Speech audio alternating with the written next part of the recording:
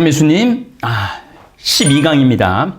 정말 우리가 어떻게 보면은 신구약 성서 전체를 통해서 가장 중요한 부분입니다. 물론 예수님 부활이 가장 중요한 사건이기도 하지만은 그 부활의 전조를 이 10번째 재앙에 나오는 겁니다. 이집트 마다들과 마배의 죽음.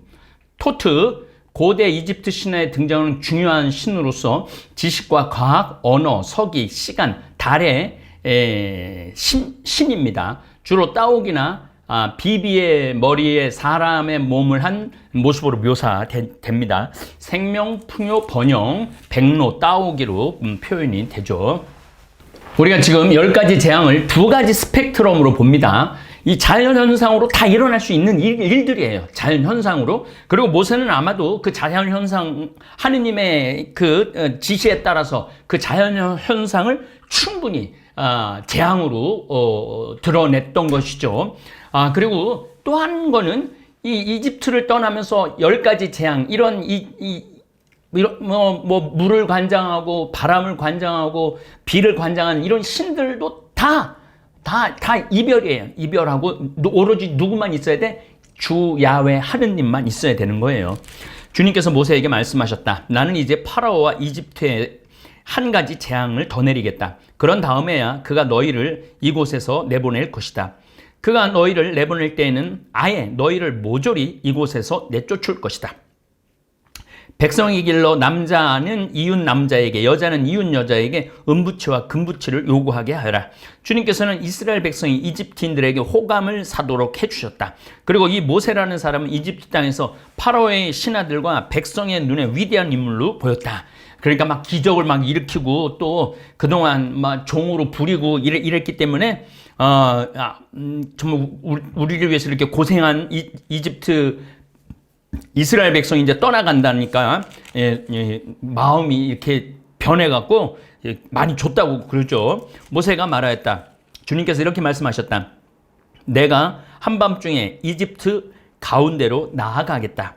왕자에 앉은 파라오의 마다들부터 맷돌 앞에 앉은 여종의 마다들까지 이집트 땅의 마다들과 짐승의 맏배들이 모조리 죽을 것이다.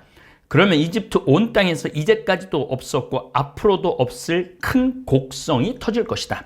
그러나 이스라엘 자손들에게는 개조차 짖지 않을 것이다. 사람에게나 짐승에게나 그러할 것이다. 이는 주님이 이집트인들과 이스라엘인들을 구분하였음을 너희가 알게 하려는 것이다. 자, 이제 이스라엘이라는 민족이 탄생을 한 거예요. 점점 모세를 통해서 이스라엘이라는 국가가 탄생을 하는 겁니다. 그 내용을 계속 강조를 하는 거죠. 이렇게 되면 임금의 신하들이 모두 내려와 저에게 엎드려 그대와 그대를 따르는 백성은 모두 떠나가 주시오 하고 말할 것이다. 그제야 저는 떠나가겠습니다. 모세는 노기에 차 파라오에게서 물러나왔다. 주님께서 모세에게 말씀하셨다. 파라오는 너희 말을 듣지 않을 것이다. 이는 나에게 이집트 땅에서 더 많은 기적을 이루게 하려는 것이다. 모세와 아론은 파라오 앞에서 이 모든 기적을 일으켰다. 그러나 주님께서는 파라오의 마음을 완고하게 하셨다. 그리하여 파라오는 이스라엘 자손들을 자기 땅에서 내보내지 않았다. 파스카 축제. 자, 이 파스카 축제라는 게 뭐냐면은 파스카가 패스하는 거, 패스. 지나가다. 파스카 축제 지나가는 거, 지나가는 거. 뭐가 지나가느냐면 죽음 없이 지나가는 거예요. 잘 이거 들으셔야 됩니다. 주님께서 이집트 땅에서 모세와 아론에게 말씀하셨다. 이집트 땅이라고 그러죠. 너희는 이달을 첫째 달로 삼아 이 아비벌이라고 그러죠. 대개 3, 4월에 해당합니다. 이 파스카 축제를 지낼 때가 부활절하고 겹치는 거예요. 우리 첫째 달로 삼아 한 해를 시작하는 달로 하여라. 이스라엘의 온 공동체에게 이렇게 일러라. 이달 초열흘날 너희는 가정마다 작은 가축을 한 마리씩, 집집마다 작은 가축을 한 마리씩 마련하여라. 만일 집에 식구가 적어 짐승 한 마리가 너무 많거든 사람 수에 따라 자기 집에서 가장 가까운 이웃과 함께 짐승을 마련하여라. 저마다 먹는 양에 따라 짐승을 골라라. 이 짐승은 1년 된 흠 없는 수컷으로 양이나 염소 가운데서 마련하여라. 너희는 그것을 이달 열 나흘날까지 두었다가 이스라엘의 온 공동체가 모여 저녁 어스름에 잡아라. 그리고 그 피는 받아서, 피를 받는 거예요. 짐승을 먹을 집의 문설주와 상인방에 발라라. 문설주는 양쪽에 있는 걸 문설주라고 그러고 위에 이렇게 놓이는 거를 상인방이라고 그럽니다. 그러니까 피를 다 바르는 거죠. 디귿자로 바르는 거죠. 그날 밤에 그 고기를 먹어야 하는데 불에 구워 누룩 없는 빵과 쓴 나물을 곁들여 먹어야 한다. 자, 쓰다. 이거 저기 뭐야? 제가 한번 여러분들한테 읽어드린 적이 있는데 탈출기 1장 13절, 14절 읽어보겠습니다. 그리하여 이집트인들은 이스라엘 자손들을 더욱 혹독하게 부렸다. 진흙을 이겨 벽돌을 만드는 고된 일과 온갖 들일 등 모든 일을 혹독하게 시켜 그들의 삶을 쓰디쓰게 만들었다. 쓰디쓰게 만들었다고 그랬죠. 그러니까 쓴 나무를 먹으라고 그러는 이유는, 왜 쓴 나무를 먹으라고 그러느냐면 쓰디쓴 이집트의 그 노예살이를 기억하라는 거예요. 누룩 없는 빵과 쓴 나무를 곁들여라. 누룩이 부풀어지지 말고 딱딱한 빵으로 먹어라 이거죠. 그 이집트의 그 노예살이를 그렇게 생각하라. 고난의 시절이었다라고 생각을 하라는 거죠. 그것을 날로 먹거나 물에 삶아 먹어서는 안 된다. 머리와 다리와 내장이 있는 채로 불에 구워 먹어야 한다. 아침까지 아무것도 남겨서는 안 된다. 아침까지 남은 것은 불에 태워 버려야 한다. 그것을 먹을 때는 허리에 띠를 메고, 이제 도망갈 준비를 하는 거예요. 허리에 띠를 메고 발에는 신을 신고 손에는 지팡이를 쥐고 서둘러 먹어야 한다. 빨리 도망 나가야 되니까. 이것이 주님을 위한 파스카 축제이다. 이날 밤, 파스카라는 뜻이 지나가다라는 뜻이에요.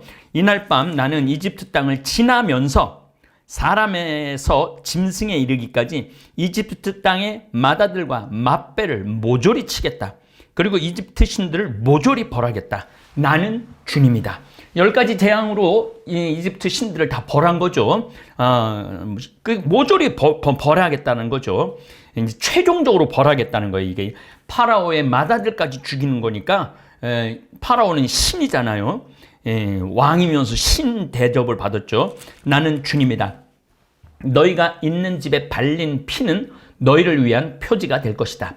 내가 이집트를 칠 때 그 피를 보고 너희만은 거르고 지나가겠다. 지나가겠다. 거르고 지나간다는 거예요. 그러면 어떤 재앙도 너희를 멸망시키지 않을 것이다. 이날이야말로 너희의 기념일이니 이날 주님을 위한 축제를 지내라. 이를 영원한 기축으로 삼아 대대로 축제일로 지내야 한다. 이 파스카 축제일에 예수님께서 축제 기간에 돌아가신 거예요. 십자가에 못 박혀. 하느님의 어린 양으로. 그래서 당신의 피를 흘려갖고 이 그리스도의 피를 보는 사람들, 그 피의 의미를 아는 사람은 죽음이 없이 천국으로 초대를 받는 것이죠. 그래서 하느님 나라가 완성된 것이고 하느님 나라가 번성하는 것입니다.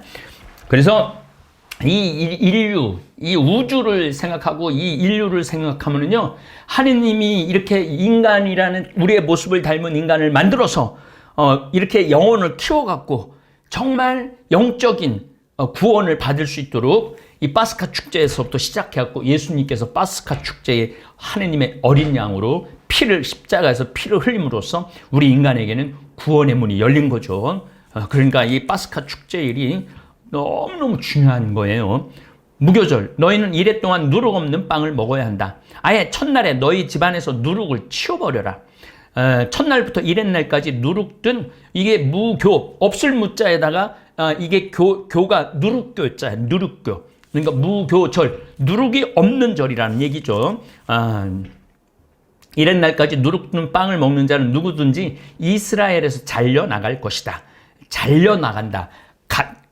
전부 다 지나간다. 이게 계약을 얘기하는 거예요. 계약을 어길 경우 그렇게 다 죽는다는 거죠. 첫날에 거룩한 모임을 열고 이렛날에도 거룩한 모임을 열어라. 이 두 날에는 어떤 일도 해서는 안 된다. 그러나 너희가 저마다 먹어야 할 것만은 준비해도 된다. 너희는 무교절 축제를 지켜야 한다. 바로 이날 내가 너희 부대들을 이집트 땅에서 이끌어냈기 때문이다. 너희는 이날을 영원한 규칙으로 삼아 대대로 지켜야 한다. 첫째 달 19날 저녁부터 그 달 21날 저녁까지 너희는 누룩 없는 빵을 먹어야 한다. 7일 동안 먹어야 된다는 거죠. 이래 동안 너희 집안에 누룩이 있어서는 안 된다. 누룩이 든 것을 먹는 자는 이방인이든 본토인이든 누구든지 이스라엘 공동체에서 잘려 나갈 것이다. 누룩 든 것은 아무것도 먹어서는 안 된다. 너희가 사는 곳에서 어디서나 누룩 없는 빵을 먹어야 한다.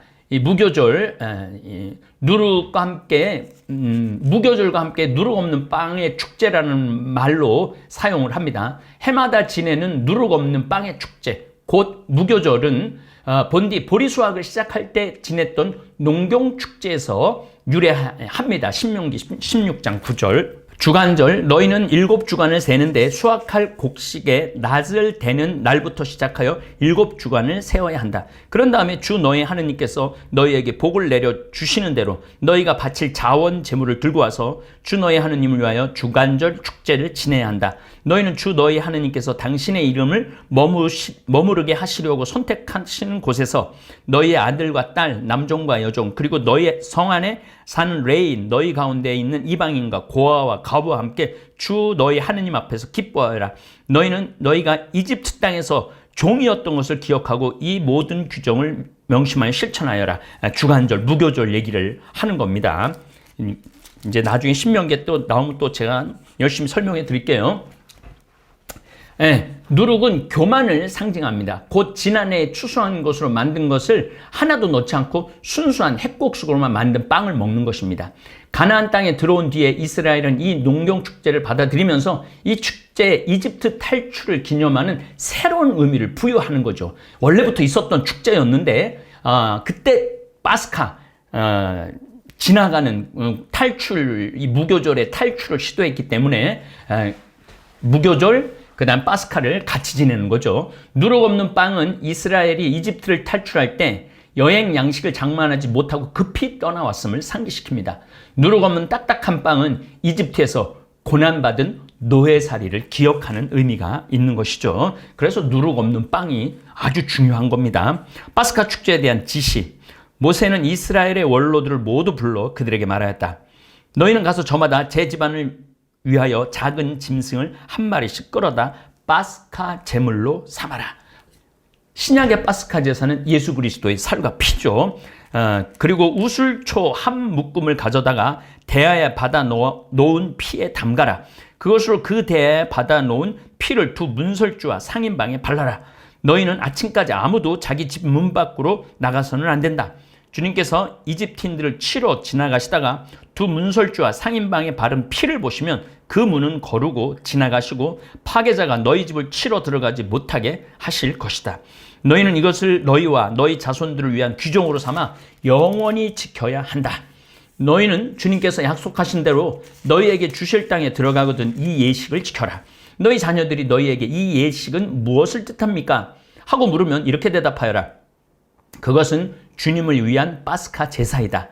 그분께서는 이집트인들을 치실 때 이스라엘 자손들의 집을 거르고 지나가셔 우리 집들을 구해주셨다.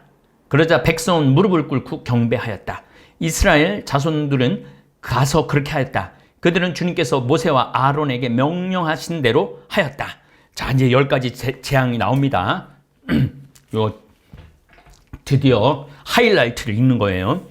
한밤중에 주님께서 이집트 땅의 맏아들과 맏배를 곧 왕자에 앉은 파라오의 맏아들부터 감옥에 있는 포로의 맏아들과 짐승의 맏배까지 모조리 치셨다. 그러자 파라오와 그의 신하들과 이집트인들이 모두 그 밤중에 일어났다. 이집트에 큰 곡성이 터졌다. 초상이 나지 않은 집이 하나도 없었던 것이다. 파라오는 밤중에 모세와 아론을 불러 말하였다. 너희도 이스라엘 자손들도 어서 일어나 내 백성에게서 떠나라. 너희가 말한 대로 가서 주님께 예배드려라. 너희가 말하던 대로 너희의 양과 소도 데리고 가거라. 그리고 나를 위해서도 복을 빌어다오. 이집트인들은 우리가 모두 죽게 되었구나 하면서 이스라엘 백성에게 자기네 땅에서 어서 떠나가라고 재촉하였다.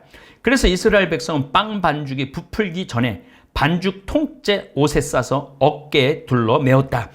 이스라엘 자손들은 모세가 일러준 대로 이집트인들에게 은부치와 금부치와 옷가지를 요구하였다. 주님께서는 이스라엘 백성이 이집트인들에게 호감을 사도록 하시어 요구하는 대로 다 내주게 하셨다. 이렇게 그들은 이집트를 털었다. 참 재미난 표현이 나와요. 이집트를 털고 나가는 거예요. 이때부터 이스라엘 사람들은 쌈꾼이야, 쌈꾼. 지금도 싸움을 잘하지만은 그때도 참 싸움을 잘했나 봐요. 이스라엘이 이집트에서 나오다. 마침내 이스라엘 자손들은 라메세스를 떠나 수콧으로 향했다. 이제 시나이 산 입구 쪽으로 향하는 거예요. 아이들을 빼고 걸어서 행진하는 장정만도 60만 가량이나 되었다. 이거 굉장히 퀘스천 마크를 붙여야 되는 거예요. 60만 명. 이게 60만 명이 이동한다는 게 여러분들 가능한 일이 아닐 거예요. 불가능합니다. 그런데 이 성서 저자들이 제가 이제 다윗에 가서도 얘기를 하겠지만은 나라를 정복했다. 그 한 10나라를 정복했다는데 다 동네야, 동네. 동네를 나라로 표현을 해요. 그러니까 이게 약한 민족일수록 또 주위에 고통을 받는 민족일수록 그야말로 뻥이 세요. 우리나라도 배불러 죽겠다, 배고파 죽겠다 막 그러잖아요. 60만 명이 장정이 이동을 한다는 거는 그거는 있을 수 없는 일이죠. 그 밖에도 많은 이국인들이 그들과 함께 올라가고 양과 소 등 수많은 가축대도 올라갔다. 보통 학자들은 5천에서 15,000명 정도 나가지 않았을까 그렇게 예상을 합니다. 그들은 이집트에서 가지고 나온 반죽으로 누룩 없는 과자를 구웠다. 반죽이 부풀지 않았기 때문이다. 그들은 이집트에서 쫓겨 나오느라 머뭇거릴 수가 없어서 여행 양식도 장만하지 못하였던 것이다. 이스라엘 자손들이 이집트에서 산 기간은 430년이다. 430년이 끝나는 바로 그날 주님의 모든 부대가 이집트 땅에서 나왔다. 그날 밤 주님께서 그들을 이집트에서 이끌어내시려고 밤을 새우셨으므로 이스라엘의 모든 자손도 대대로 주님을 위하여 이 밤을 세우게 되었다. 드디어 빠져나온 거죠. 모든 마다들을 좀 다 치시고 문설주에 상인방에 피가, 자, 피에 대한 의미에 대한 이야기를 좀 더 하도록 하겠습니다. 피는요, 계약의 상징이에요. 그래서 아브라함도 3년 된 암송아지를 반으로 자르고 하느님이 지나간다고 그랬어요. 지나간다는 의미는 뭐냐면은 계약을 어길 경우 다 죽인다는 거죠. 이집트를 지나가겠다고 성서에 표현이 나왔죠. 탈출기 12장, 아까 설명하려고 그러다가 그냥 한 번 더 설명할 기회가 있을 것 같아갖고, 22절 보면은, 우슬초 한 묶음을 가져다가 대야에 받아 놓은 피에 담가라. 그것으로 그 대야에 받아 놓은 피를 두 문설주와 상인방에 발라라. 너는 아침까지 아무도 자기 집 문 밖으로 나가서는 안 된다. 주님께서 이집트인들을 치러 지나가는 거예요. 지나가는 거. 계약을 어긴 이집트를 지나가는 거예요. 죽이겠다 이거죠. 그러나 피를 발라놓은 데는 거기는 치지 않는다는 거죠. 그것도 계약의 의미입니다. 어쨌든 10번째 재앙 이야기는 야훼께서 일찍이 예고하신 대로 이집트 땅에 있는 모든 마지들을 칩니다. 탈출기 12장 29절 모세나 아론 중개자를 통하지 않고 야훼께서 손수하십니다. 자연환경을 이용한 재앙이 아니라 합리적으로 설명할 수 없는 방식으로 일을 하십니다. 복수와 징벌은 인간의 몫이 아니고 하느님께서는 그 일을 10번째는 친히 하신 거죠. 마지와 맞배를 관역으로 삼은 것은 고대에는 땅에서 난 만물과 가축의 맞배, 여인 몸에서 난 마지를 하느님이 인간에게 준 자비로운 첫 선물로 여겼고 이에 대한 감사의 뜻으로 하느님께 돌려드리는 것이 마땅하다고 여겼던 거예요. 그래서 처음 난 아들은 불에 태워서 하는 그런 경우도 있었죠. 멀리 있는 것도 아니고 아브라함 이삭을 모리아산에 가고 장작에 묶어갖고 불에 태워서 바치려고 그랬잖아요. 만물, 맞배, 마지는 유달리 신성시되고 귀중하게 여겼던 거죠.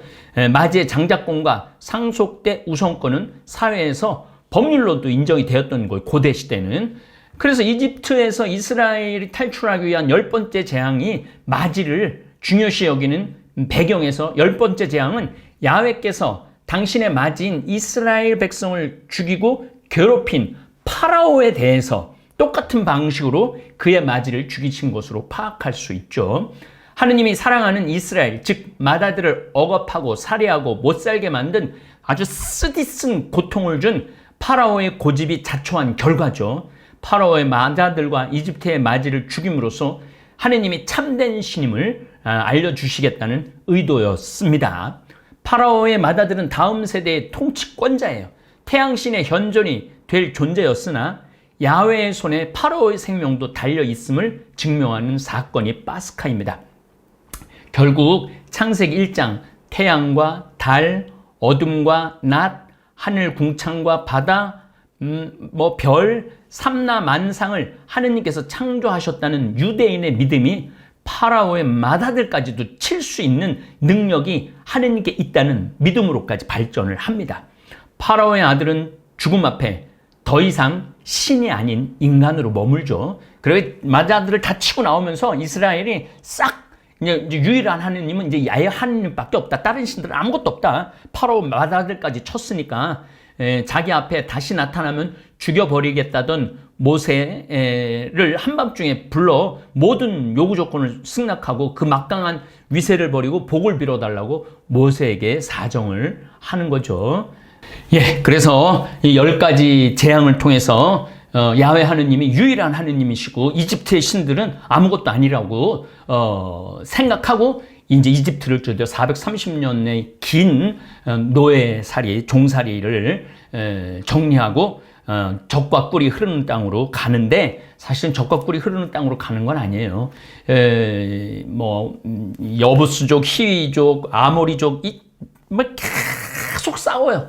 계속 원래 땅이 없었던 민족이니까 계속 싸우고 고통을 겪고 그러면서도 주 하느님을 찾고 또 배반을 하고 또 주 하느님을 찾고 그러면서 하느님의 모습을 점점 이스라엘 백성들한테 각인되는 모습으로 예언자들을 통해서 이제 이 성소는 아주 길고 긴 신앙의 여정을 이제 떠나는 거죠. 그래서 10가지 재앙까지 오늘 살펴봤습니다. 예, 감사합니다. 너무나도 고소해 참을 수가 없을걸 건강히 책임져줘 생태만 전국장이 냄새난다 선입견이 있나요 나도 처음엔 그렇다고 생각했지 전국장 가루를 생수에 타먹은 그 순간 고소함과 함께 깔끔한 맛이 밀려왔지 변비에도 좋아 당뇨에도 좋아 항암효과 피부도 하반지까지 신진대사 촉진 골다공증 예방 안 좋은 데가 없어 최고야 사랑의 생태맘 청국장을 먹어봐 웬만해선 튕겨내지 못할까 너무나도 고소해 참을 수가 없을걸 건강을 책임져줘 생태